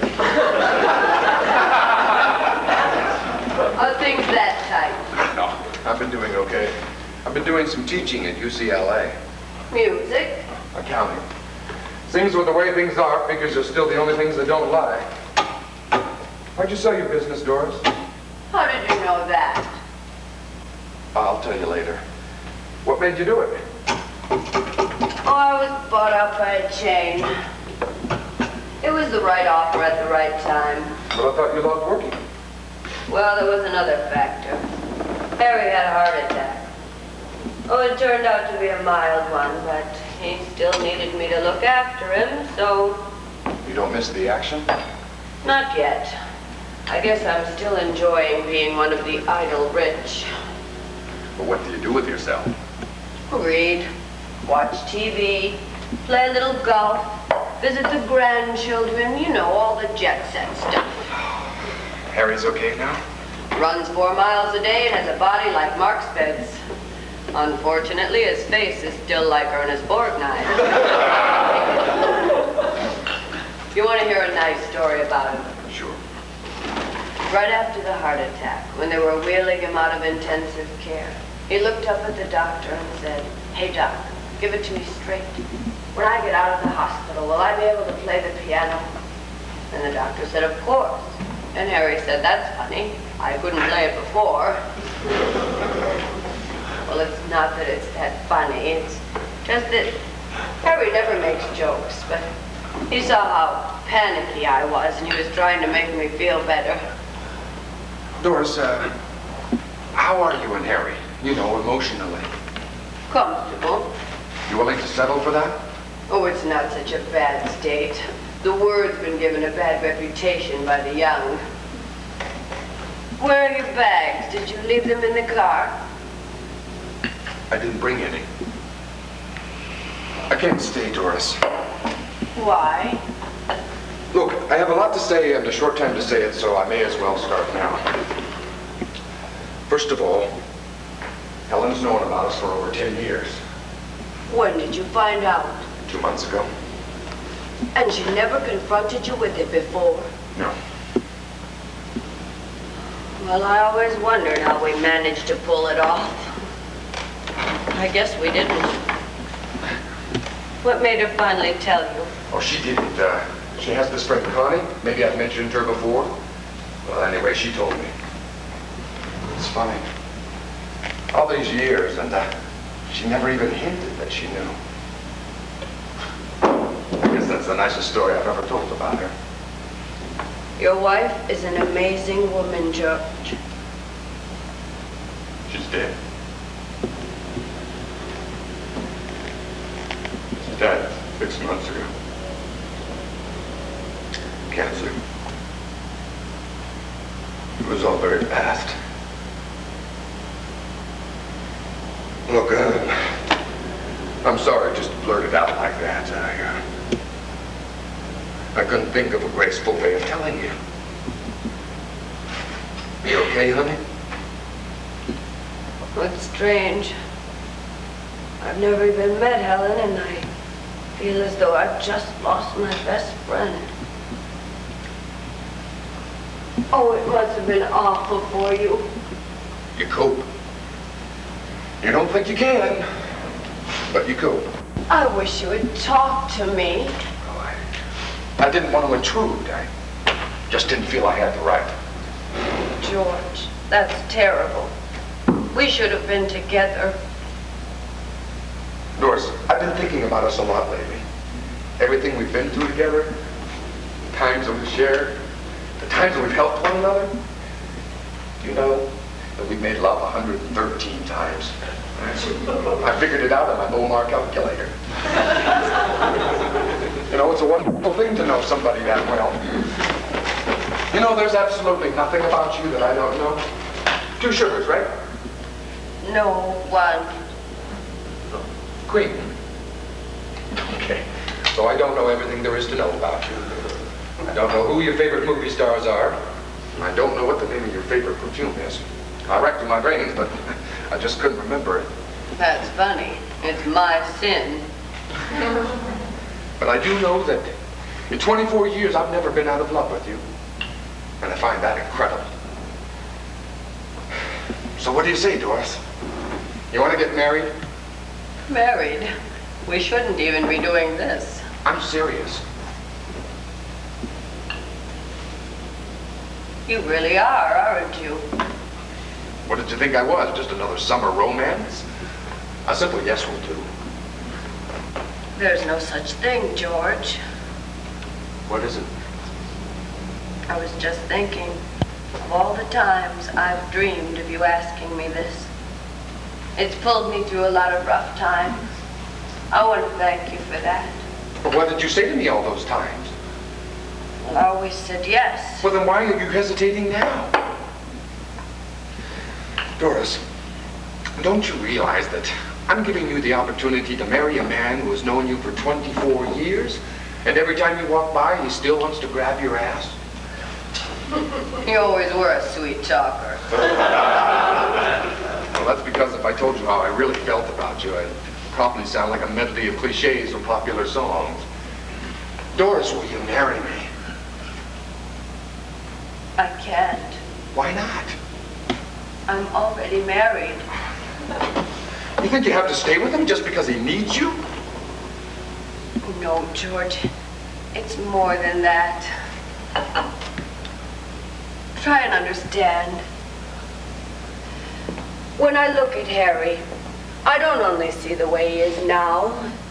I see all the other Harrys I've known. I'm sure he feels the same way about me. When we look at our children, our grandchildren, old movies on TV, we share the same memories. It's comfortable. Maybe that's what marriage is all about in the end. I don't know. Didn't you feel the same way about Helen? God damn it! I'm the one who got you two back together 5 years ago. Why the hell did I do a stupid thing like that? I mean, why was I so goddamn generous? Because you felt the same way about Helen then as I do about Harry now. What the hell's that got to do with anything? If I hadn't gone back with Harry, George, you might have been stuck with me permanently. And you were terrified.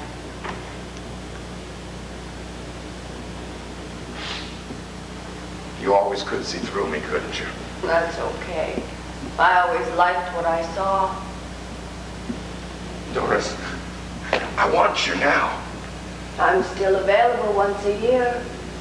Same time, same place. What is it? Doris, I need a wife. I'm just not the kind of man who can live alone. Look, I want you to marry me. But when I came here this afternoon, I knew there was an outside chance you'd say no. What I'm trying to say is that if you don't marry me, I'll probably end up marrying Connie. No, that's a lie. I will marry Connie. She knows why I came here today, and she knows all about you. And she's just not the sort of woman who would go along with our relationship. You understand? Doris, what I'm really trying to say is that if you won't marry me, we won't see each other again.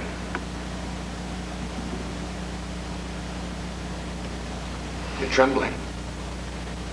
The thought of never seeing you again terrifies me. Oh, Doris, for God's sakes, marry me. I can't. Please don't hate me, George. I could never hate you. Oh, why don't you just burst into tears and come with me? Oh, you know us Italians, we never cry. What time is it? 5:55. Oh, no, it's 2:30. I always keep my watch 3 hours and 25 minutes fast. How long have you been doing that? 20-odd years. Why would anyone want to do a silly thing like that? Personal idiosyncrasy. Well, I have a plane to catch. I can't believe this is happening to us, Doris. Yeah, well.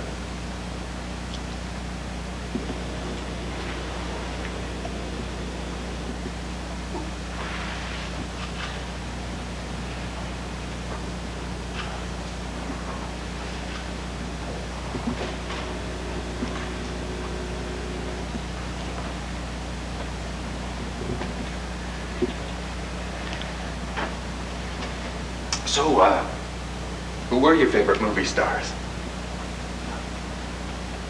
Cary Grant. Marlon Brando. Laurence Olivier. You've come a long way. We both have.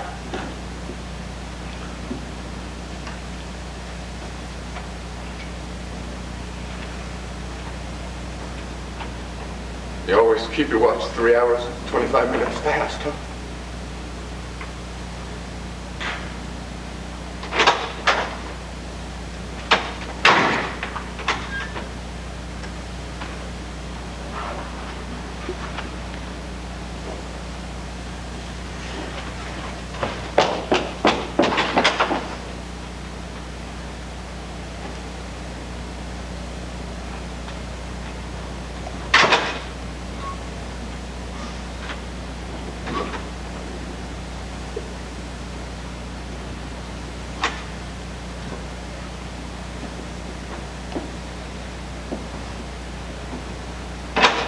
Okay, you win, goddammit.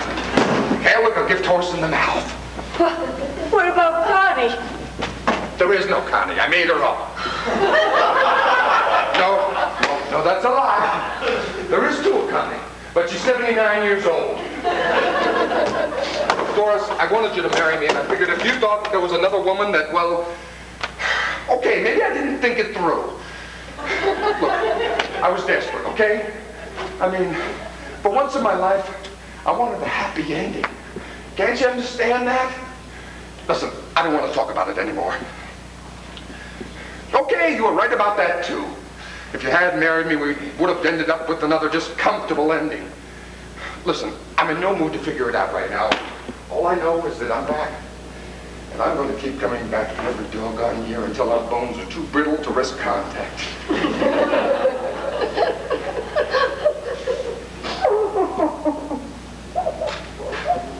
After 24 years, why now?